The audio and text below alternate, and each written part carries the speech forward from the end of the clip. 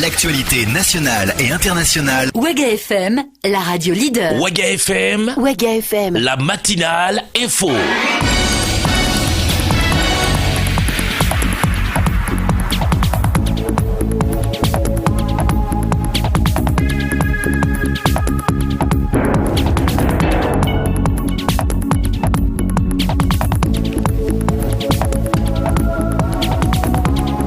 Excellente journée de jeudi à toutes et à tous. Mesdames, messieurs, bonjour et bienvenue à l'écoute des programmes de la radio Waga FM, la radio de toutes les générations. Vous êtes à la matinale info, les titres du journal.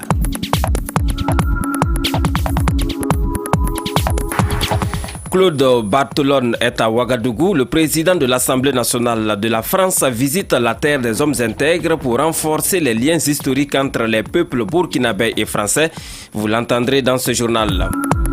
Et puis lutte contre l'insécurité dans la région du Sahel, on en parle encore. Il est question côté gouvernement de faire en sorte que les populations de la région du Sahel ne se sentent plus délaissées. C'est du moins la conviction du ministre d'État Simon Compaoré chargé de la sécurité intérieure. Vous entendrez le ministre d'État dans cette édition du journal sur Waga FM.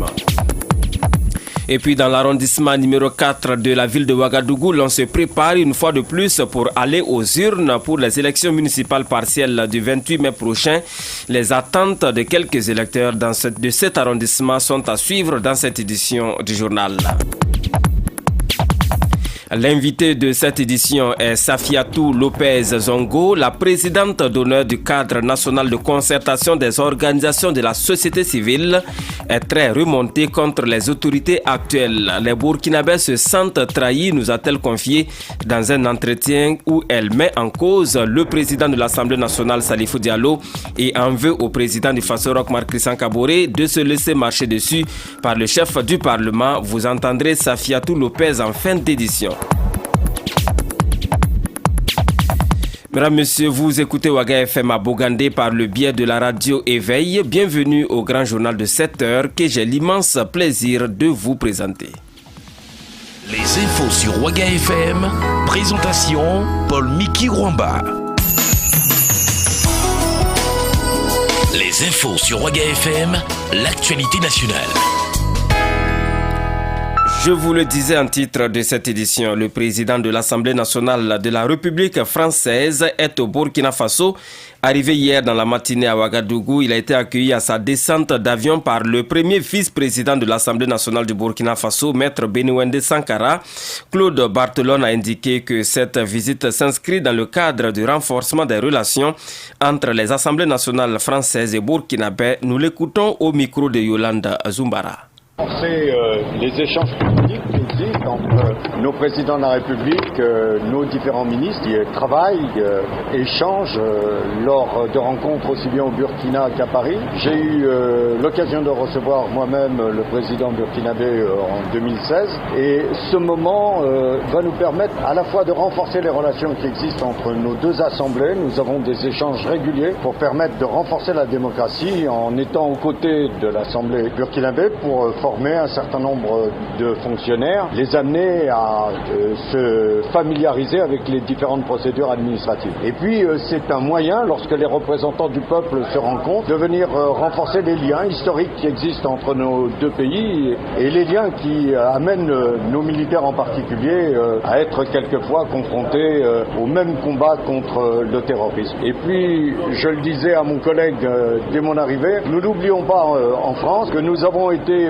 victimes des mêmes peines. À 2 mois d'écart, après que la France ait connu les attentats du 13 novembre, vous étiez marqués par les attentats le 15 janvier. Et lorsque des pays amis et frères sont soumis aux mêmes peines, aux mêmes attaques et aux mêmes difficultés, cela renforce les liens qui existent entre nos deux pays. Les parlementaires qui sont les représentants des peuples, lorsqu'ils se rencontrent et travaillent ensemble, sont là aussi pour renforcer les liens qui doivent exister entre le Burkina Faso et la France, et c'est ce que nous allons faire pendant cette période avec la délégation qui m'accompagne.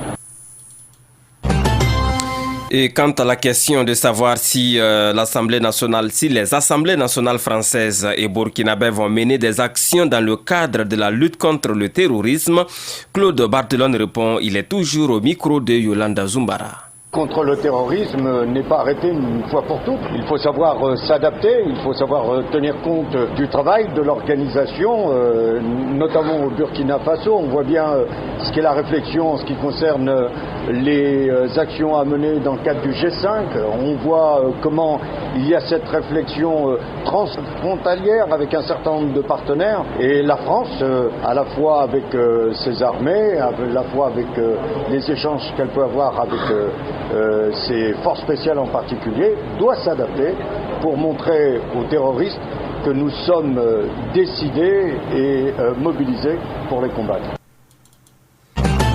Et puis arrivé à Ouagadougou dans la matinée d'hier mercredi 22 mars 2017, dans le cadre de la coopération entre les Assemblées nationales françaises et burkinabè, le président de l'Assemblée nationale française, Claude Barthelone, accompagné de l'ambassadeur de France au Burkina Faso, ainsi que les responsables de la Société nationale burkinabè d'électricité Sonabel, a visité la centrale photovoltaïque de Zaktoli en cours de réalisation. Débuté depuis juin 2016, ce projet a un délai de réalisation de 14 mois.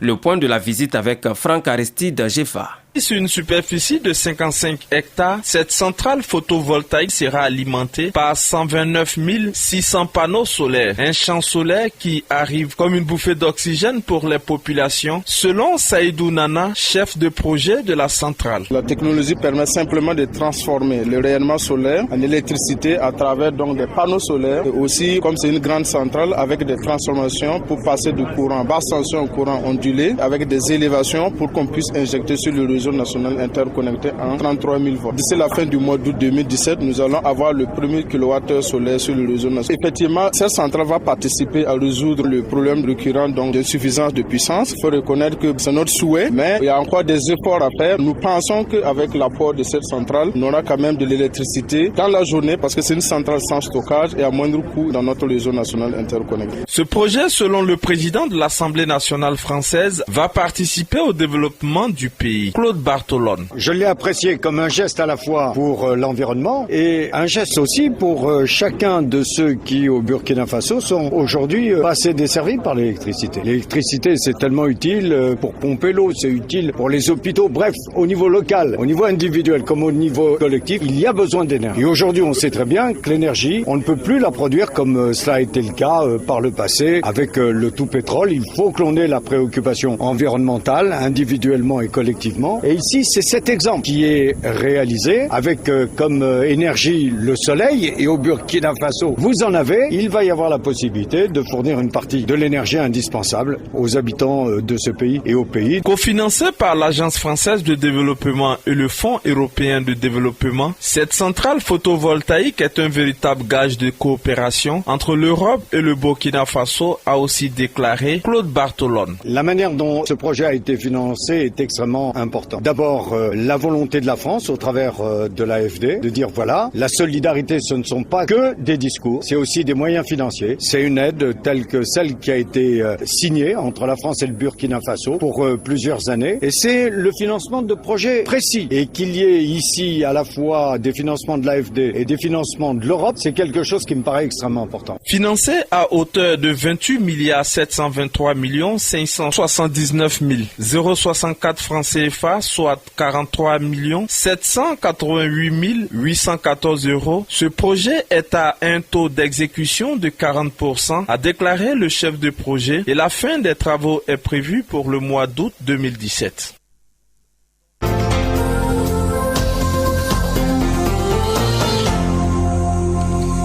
Et puis, je vous l'annonçais en titre de cette édition, la lutte contre l'insécurité dans la région du Sahel passe aussi par des actions de développement, d'où le projet du PNUD et du gouvernement japonais pour offrir de l'eau potable et de l'électricité ainsi que des infrastructures sanitaires aux populations de cette zone du Sahel. Des précisions avec Yolanda Zumbara.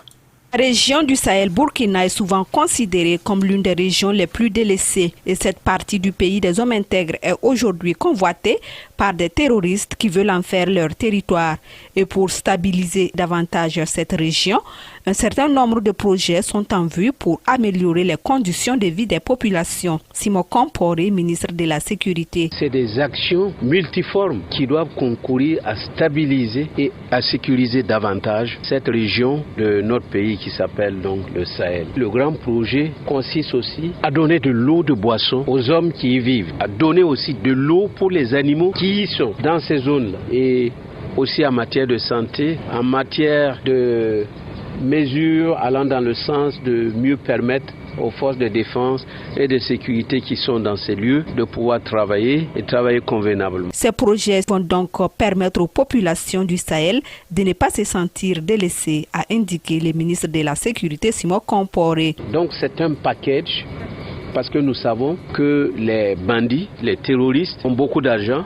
Et quand ils viennent dans les villages, ils corrompent les gens, ils font des actions pour mobiliser les gens. Alors, ces genres d'actions que ce projet se permet de faire se donne pour mission d'implémenter sur le terrain de l'eau, la lumière, de la sécurité et que sais-je encore, sont de nature à donner à ces populations qui vivent dans ces lieux la conviction qu'ils sont partie intégrante du Burkina Faso. Et ça, c'est important. On ne peut pas l'acheter, cette conviction-là. C'est à travers des actions concrètes qu'on peut arriver à faire en sorte que ces populations-là se sentent partie prenante du Burkina Faso, coopèrent, aident nos forces de sécurité à produire la sécurité dans cette zone-là du Burkina. La réalisation de ces projets sont à saluer car ces genres d'actions contribuent aussi à lutter contre l'insécurité.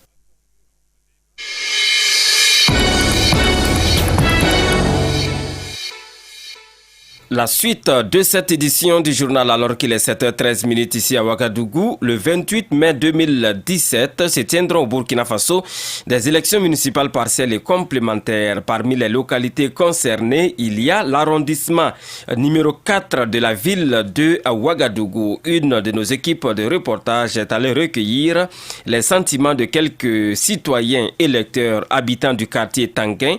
C'est dans l'arrondissement numéro 4 de Ouagadougou. Je vous propose leur réaction au micro de Gérard Sanou. Un enfant sans encadrement, sans bonne éducation. Reprise des élections municipales partielles et complémentaires du 28 mai, tous les projecteurs sont braqués sur l'arrondissement 4 de Ouagadougou où les MPP, l'UPC et l'ODT, les principaux partis en compétition, n'ont toujours pas trouvé un compromis. Visiblement, les habitants de la localité souffrent de cette situation. Il met notre commune en l'état, puis ça fait que nous-mêmes, on est fatigués même de voter. On souhaite que cette fois-ci-là, que ça marche. Mais nous souhaitons aussi que prochainement, par exemple, dans 5 ans qui arrivent, je ne sais pas, c'est 6 ans, qu'on change le système de vote de maire là, que la population même directement n'a qu'à voter le maire et voter les délégués à part. On tente même une explication approfondie de la situation. Chacun veut couper seulement pour mettre dans sa poche, c'est pour ça qu'il n'y a pas d'entente. Sinon la mairie, là, si c'est pour arranger tout le monde là, il ne peut pas avoir de problème. Mais chacun veut que son parti gagne, ou bien le type de maire qui va gagner là, qu'il ait l'occasion de pouvoir frôler les parcelles ou bien d'avoir des occasions, des trucs. C'est ça seulement le problème. On dit qu'on veut arranger le pays là. Je sais que chacun veut arranger sa propre famille d'abord avant d'arranger le pays là. Partout c'est comme ça. Mais non qu'à faire mollo pour qu'on puisse avancer. En fin de compte, il faut aller voter pour la fin du calvaire, nous dit ces derniers. Moi, j'insiste la population d'aller voter pour une dernière fois parce que nous, on en a marre. Le seul message que moi j'ai, c'est pour demander à tout le monde que ça se passe vraiment sans problème. Que chacun de nous fasse que ça se passe sans les problèmes que je vais dire. Parce que nous, on ne veut pas les incidents.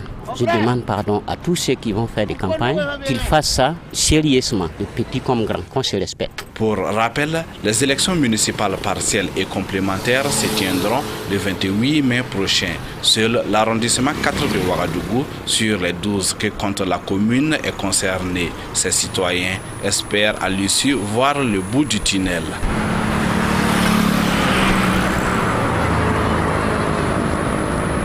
Et voilà, c'est un compte rendu signé à Gérard Sanou. Mesdames, Messieurs, place à présent à l'invité de cette édition du journal sur la radio. Ouaga FM, l'invité du journal.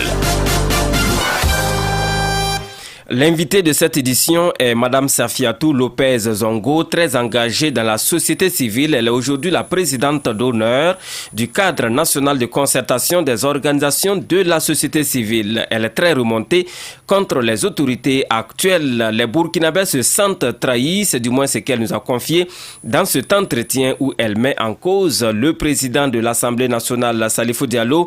Elle en veut aussi au président du Faso Roch Marc Christian Kaboré de se laisser marcher dessus par le chef du Parlement. Je vous propose d'entendre les propos de Safiatou Lopez que nous avons rencontré pour vous.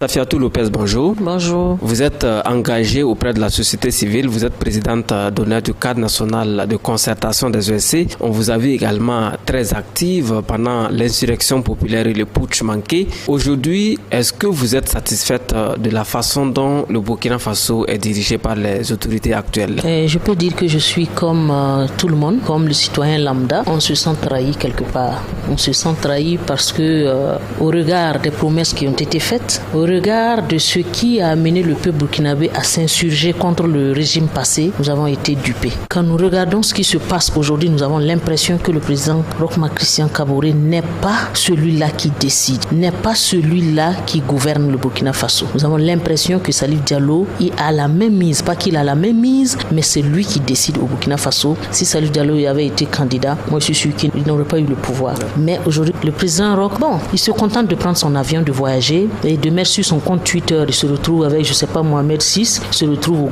au je sais pas quoi, pendant que le citoyen lambda est en train de pleurer au Burkina Faso, pendant que nous avons des problèmes au Burkina Faso. C'est comme si il faisait comme Blaise à la dernière minute. Blaise passait tout son temps à voyager pendant que nous étions en train de crier, de décrier ce qu'il était en train de vouloir faire. Alors, vous parlez notamment de Salif Diallo, le président de l'Assemblée nationale du Burkina Faso, comme étant celui qui gère la réalité du pouvoir d'État. On sait qu'il est le président de l'Assemblée nationale. Est-ce que vous voulez dire par là qu'il a une même mise sur l'exécutif, c'est-à-dire le gouvernement? Il a une même mise sur l'exécutif du gouvernement. Même les ministres qui sont nommés, que le président se disait que c'était ses ministres aujourd'hui, moi je ne suis même pas sûr que ce soit ses ministres. Parce que moi j'ai entendu des gens dire qu'ils préfèrent encore être avec Salif que d'être avec Roch, parce que étant avec Salif, au moins ils savent très bien que le président Roch ne va pas les combattre. Mais quand tu es avec le président Roch, Salif va te combattre et le président Roch ne va pas te défendre.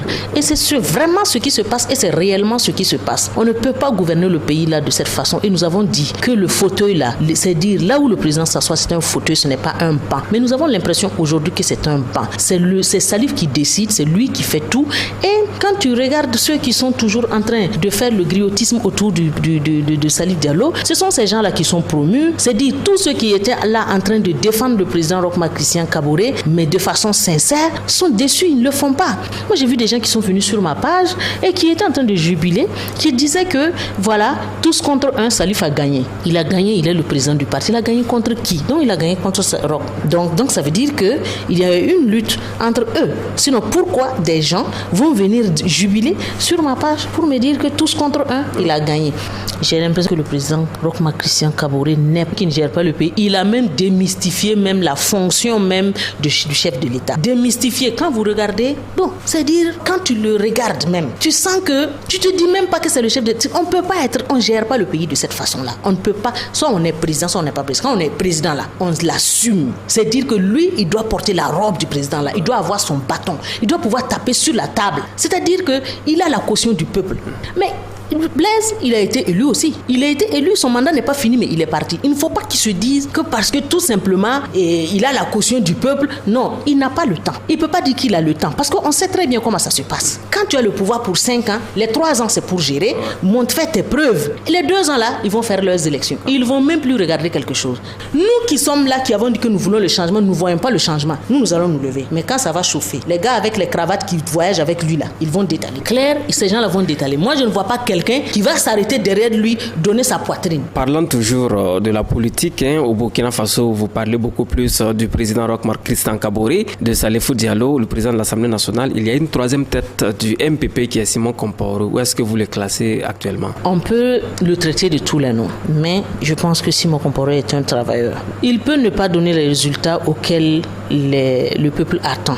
Mais je pense que lui, il ne cherche pas le pouvoir. Il ne cherche pas, en tout cas, quand vous regardez même pour tous ceux qui connaissent le gouvernement actuel là, quand tu regardes, qui connaissent les gens, qui connaissent la proximité de tout un chacun, quand tu regardes le gouvernement actuel là, c'est le gouvernement de Salif, parce que ce sont ses proches qui sont là-bas. Donc, c'est-à-dire que le président du Faso aujourd'hui, bon, il ne maîtrise pas grand-chose. Quand vous regardez Simon Compaoré, moi, je ne pense pas que Simon soit en train de chercher à pousser le président, en tout cas, à avoir une défaite. Moi, je ne crois pas. Et quand vous regardez même les discours de Simon, on peut l'aimer, on peut ne pas l'aimer, il peut ne pas avoir des résultats comme on le dit, mais quand vous regardez sa façon de faire, il ne cherche pas à faire des discours pour en tout cas mettre à dos le président avec la population. Mais la personne qui est là, qui pense que si le président Roch tombe, il va pouvoir avoir le fauteuil là, ça, moi je crois que c'est Salif Diallo. Mais il se trompe.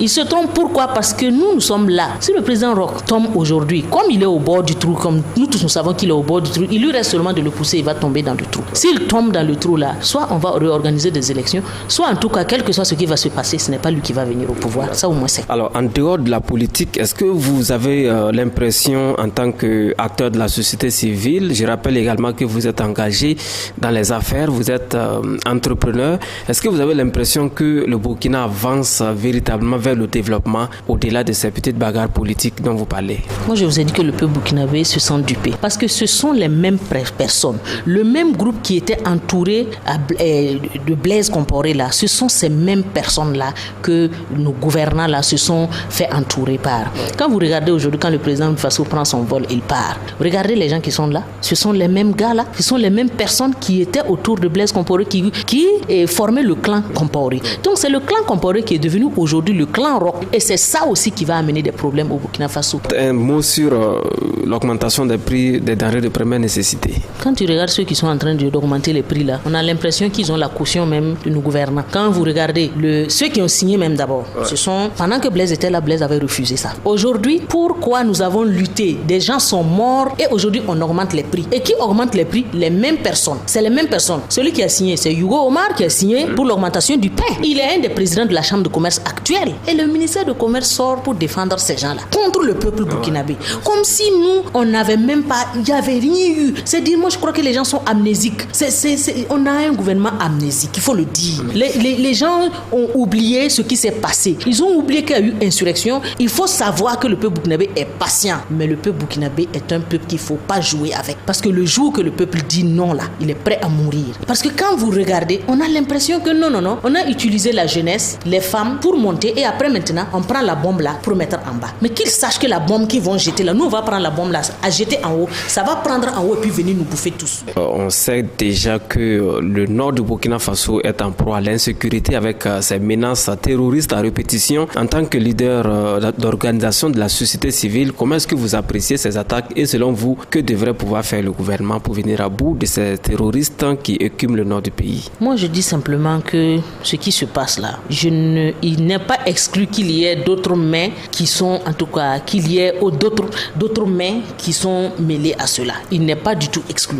Parce qu'aujourd'hui, quand vous regardez, ils sont en train de vouloir juger le gouvernement de Blaise. Quand on juge le gouvernement de Blaise, Blaise ayant été ministre de la Défense sera sûrement jugé. Et quand vous regardez tout ce qui se passe, avant ça, ils ont eu des gars du RSP qui ont même dit qu'eux, ils étaient en train de vouloir faire un coup d'État. Tout ça, moi, je ne sais pas si ce sont des terroristes ou tout ça, je ne sais pas. Mais je me pose des questions. Il y a cela.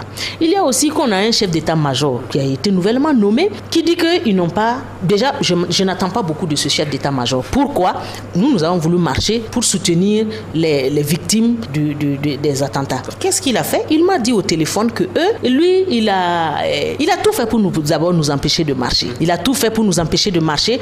Et quand ce qu'il m'a dit au téléphone, il a dit que non, lui, il a demandé l'avis des politiques. Mais moi, je me suis dit, mais lui, il est un politicien ou bien c'est un chef d'état-major? Parce que je ne comprends pas. Et en plus, il vient de dire qu'eux, ils n'ont pas le matériel. Ouais. Donc, ce que nous, on pouvait faire, c'était essayer de mettre la pression comme nous l'avons fait pendant le putsch pour que ces gens-là se lèvent pour aller au nord. Mais ça aussi, il y a un mais. Parce que quand vous regardez aujourd'hui la société civile, la plupart de ceux qui étaient au devant de la lutte, là, tout le monde dit, on va les regarder. Si le chef d'état-major dit qu'ils n'ont pas les moyens, ben, qu'ils trouvent les moyens puisque lui, il parle avec les politiques, puisque c'est les politiques qui lui dictent sa conduite, qu'ils disent aux politiques de trouver les moyens pour aller au nord, parce qu'il faut qu'ils aillent au nord. Il va pas, lui, il a dit qu'il a été nommé pour ça, donc s'il a été nommé pour ça, il n'a qu'à partir au nord. Madame Safiatou Lopez, je vous remercie. Merci beaucoup. À l'instant, c'était l'invité de cette édition, Safiatou Lopez Ongo. Mesdames, Messieurs, un mot de l'actu inter à présent. Les infos sur Waga FM, l'actualité internationale. Hors de chez nous, au Tchad, Marine Le Pen vient d'achever sa visite officielle. La candidate du Front National en France qui a été reçue au cours de sa visite par le chef de l'État et le président de l'Assemblée nationale du Tchad a indiqué qu'elle venait parler un langage de vérité, non seulement aux Tchadiens, mais à toute l'Afrique. Elle assure qu'elle est venue s'expliquer et proposer une nouvelle forme de coopération entre les pays africains et la France dans un langage de vérité. Au Sénégal, le doyen des juges a convoqué le maire de Dakar et ses co-inculpés à partir de 9h ce jeudi 23 mars 2017. Khalifa Sall est soupçonné d'avoir détourné 2,7 millions d'euros issus d'un fonds de l'État mis à la disposition de la mairie. Il a également été inculpé pour association de malfaiteurs. Le juge souhaite visiblement désormais confronter les co-inculpés. Au Mali, pour terminer, le gouvernement a décidé de reculer. Il avait annoncé que la conférence d'entente nationale prévue pour l'accord de paix d'Alger allait se tenir du 27 mars au 2 avril 2017. Mais vent debout, l'opposition malienne et les groupes armés, y compris ceux proches de Bamako, se sont déclarés contre ce format. Ils ont obtenu gain de cause et la conférence devrait durer bien plus longtemps qu'une semaine. Voilà, mesdames, messieurs, c'est tout pour cette édition du journal sur Waga FM, la radio de toutes les générations. Dans quelques secondes, la une de vos quotidiens de ce jeudi à 7h45, présidential time, à 8h, le retour des infos sur la radio de toutes les générations. Merci de votre fidélité.